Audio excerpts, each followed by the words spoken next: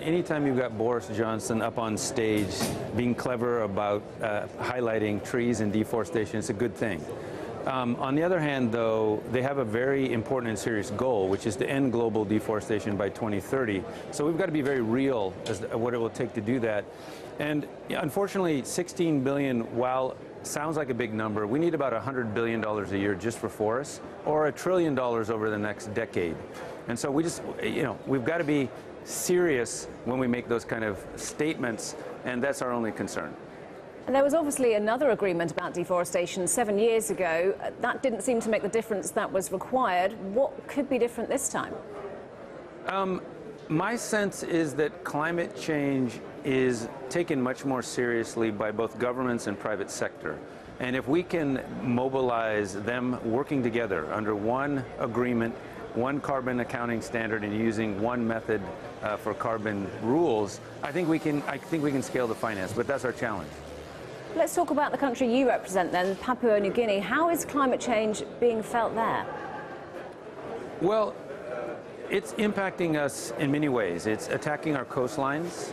It's impacting our agriculture and our food security. Our fisheries, the fish are migrating in different patterns and areas now. So climate change is very real. In fact, in Papua New Guinea, the sea level rise is sort of double what it has been in Europe. And the sea is warming there more than in other areas. So climate change is real, and it's now for Papua New Guinea.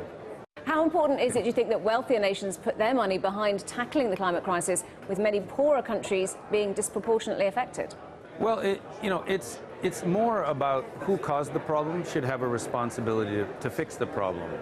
And unfortunately, a lot of countries got wealthy using fossil fuels that caused this problem. So how do we redeploy some of that wealth to help the developing countries in several ways? So Papua New Guinea wants to adapt. It also wants to transition to renewable energy, and it wants to pay its communities to conserve forests, because forests pull carbon out of the atmosphere. They're sort of a big vacuum. And how do we keep that vacuum cleaner working and working at full speed? And when we look at the money that's been pledged already, how can we feel sure that that money will go where it's needed and be spent how it should be spent? Well, I would almost put it the other way. There are a lot of pledges and the money never shows up. So when you're from a developing country, you're sort of like, yeah, we've heard all this before. We see all these big numbers, but it never shows up over here.